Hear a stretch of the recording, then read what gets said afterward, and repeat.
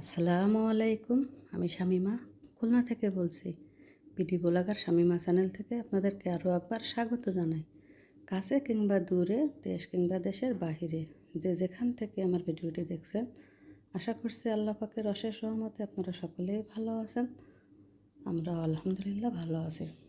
চলে আসলাম নতুন আরও একটা ব্লগ নিয়ে। তো আজকে ব্লগটা কিন্তু ভোর 5:30 থেকেই আরম্ভ করলাম। তো এই তো আমি এখন রান্নাঘরে আসছি, একটু পোলাও রান্না করব। তো আমার ছেলে বলছে যে আম্মু একটু পোলাও রান্না করে থই যাও, যে দেখেন জাস্ট 5:30 বাজে।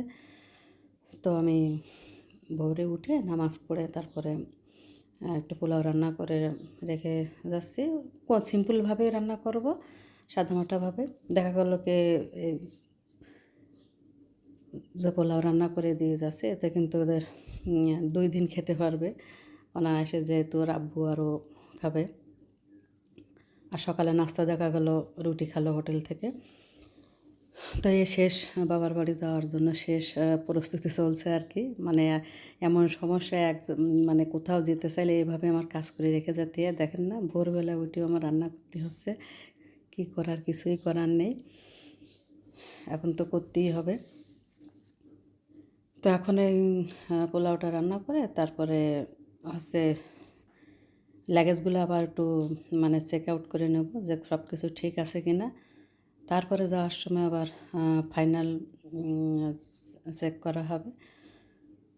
তো এখন আমি এটা এভাবে কুক হতে থাকুক, আর আমি এখন ঘরে যাব। ঘরে যেয়ে আছে এই যে সবগুলো দেখবো ঠিকঠাক আছে কি না, কারণ কিছু ফল ফলাদিও কিনে নিয়েছি। কারণ আমার নানি খুব অসুস্থ, মানে কি অনেক বয়স হয়ে গেছে, প্রায় 100 বছরের কাছাকাছি। তো ওনার জন্য অনেক কিছু ফল নিয়েছি। তা সেই প্যাকেটগুলো আমি ঢুকিয়েছি কিনা সেগুলো আমি চেক করে নিচ্ছি। আর টুকিটাকি যেগুলো মানে পরে দেখবো, এগুলো আগে দেখি। আসলে তো অনেক কিছু নিতে হয় এক জায়গায় যেতে হলে। তারপরে আমার ভাই আবার বলছে যে থানকুনির পাতা নিয়ে যেতে। তা আমি থানকুনি পাতা কিনে নিয়ে আসছিলাম, কারণ ওদের ওখানে সবসময় পাওয়া যায় না। তো এখানে আছে শুকনো খাবার, তো সেগুলো আছে কিনার। এই যে দেখুন আরশি বুড়ি কয়েকটা খেলনা নিছে, লঞ্চে বসে খেলা করবে তাই। তো আমার ভাইও অনেক দিন ধরো অসুস্থ, মানে অসুস্থ মানে কি এই সুস্থ এই অসুস্থ। তো ওনার খুব গ্যাসের প্রবলেম আর কি, আলসারের ঘা ধরা পড়ছে। তো থানকুনির পাতা খেলে ওই বাথরুম হলে ওষুধ খেলেও সারে না।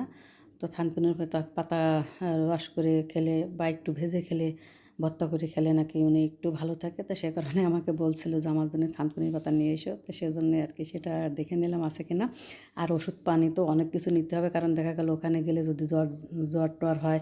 কারণ আমরা এখানে একরকম ওয়েদার, একরকম পরিবেশ, আর গ্রামের মধ্যে কিন্তু পুকুরে গোসল করতে হয়। কল আছে, কিন্তু মেইন হচ্ছে ওদের সাঁতার শেখানোর জন্য কিন্তু যাওয়া আছে। আমার ইচ্ছা ছিল যে ডিসেম্বরে যাব ওদের পরীক্ষার পরে। তা যেহেতু ওই সময় ঠান্ডা থাকে, আসলে পুকুরে কিন্তু ওইভাবে নামা যায় না। তো সে কারণে যে লাইফ জ্যাকেটও নিচ্ছি, এটা পরে ওদের ওরা সাঁতার শিখতে পারবে। তাই মেইন আছে এই সাঁতার শেখানোর জন্যে যা আছে। আর আমার আব্বু আছে উমরা করে বাড়িতে আসছেন। তো সবটাই মিলিয়ে আর কি এখনই যাওয়া আছে। শীতের সময় যাওয়া প্রোগ্রাম বাতিল করে দিয়েছি। আর শীতের সময় যেতে হলে কিন্তু এক জায়গা থেকে আরেক জায়গায় অনেক কাপড় চোপড় নিতে হয়, লাগেজ কিন্তু এখন যে কয়টা হয়েছে এর থেকে কিন্তু আরও 2-3 গুণ বেশি হবে। তো সেটাও কিন্তু একটা ঝামেলা আসলে। আর শীতের সময় আমার মনে হয় কোনো জায়গায় যেয়ে শান্তি পাওয়া যায় না। তো সেজন্য ডিসিশন চেঞ্জ করে নিলাম, যেহেতু ছুটি আছে, 11 দিন ছুটি পেয়েছে ওরা। আগামী 7 তারিখে স্কুল খুলবে। আর এই যে টুকটাক একটু বই নেওয়া হলো, কারণ ওদের স্কুল খুলেই আবার পরীক্ষায়। এখন নিয়ম হয়েছে যে ক্লাসে যে পরীক্ষাগুলো নিচ্ছে এই পরীক্ষার মার্কস যোগ করে কিন্তু ওদের ফাইনাল পরীক্ষা রেজাল্ট হবে। তো সেই কারণে প্রত্যেকটা ক্লাস পরীক্ষা কিন্তু এখন পরীক্ষার মতো করে পড়াতে হচ্ছে। আর এই ব্যাগে আছে বড় মেয়ের বই নিয়েছে, ও যেহেতু এসএসসি পরীক্ষাতে ওদের টেস্ট হয়ে গেছে। তো আলহামদুলিল্লাহ মোটামুটি ভালো করেছে। আর সামনে আছে টেস্ট পরীক্ষা। তো সবাই দোয়া করবেন আমার বাচ্চাদের জন্য। এদিক থেকে দেখেন গুছিয়ে আসতে আসতে কিন্তু আমার অলরেডি পোলাও রান্না হয়ে গেছে। তা খুবই সুন্দর হয়েছে, কিন্তু দেখেন সিম্পলভাবে রান্না করছে আমার ব্যস্ততার মাঝে। অনেক সময় আছে না যে খুব ঘটা করে রান্না করতে গেলে কিন্তু জিনিসটা ভালো হয় না, আবার সিম্পলভাবে এরকম করতে গেলে তাড়াহুড়োর মধ্যে খুব সুন্দর হয়েছে পোলাওটা। তো আমি নিশ্চিন্তভাবে যেতে পারবো। তো আমি চাইছিলাম যে সাদা ভাত রান্না করে যাব, তা কোসে আম্মু পোলাও রান্না করে যাও, আর সাদা ভাত আমি রান্না করতে পারবো। তো সে কারণে আমি পোলাওটা রান্না করে গেলাম। এখন আল্লাহ ভরসা, সবাই দোয়া করবেন আমাদের জন্য, আমরা যেন সহি সালামতে ভালোভাবে পৌঁছাতে পারি। অনেক দিন পর যাচ্ছি। আমার মা মারা যাওয়ার পরে গেছিলাম, আজ যাইনি। তা এই মানে আগামী জুন মাসে হবে 3 বছর আমি বাবার বাড়িতে যাই না। তো প্রায় ধরতে গেলে কিন্তু 2.5 বছর হতে চলেছে।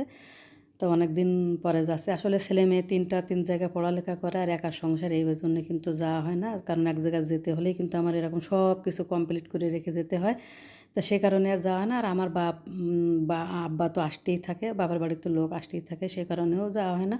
তো সকলে ভালো থাকবেন, সুন্দর থাকবেন, নিরাপদে থাকবেন, আমাদের জন্য দোয়া করবেন। আজকের মতো ভিডিওটি এখানে শেষ করছি। আল্লাহ হাফেজ।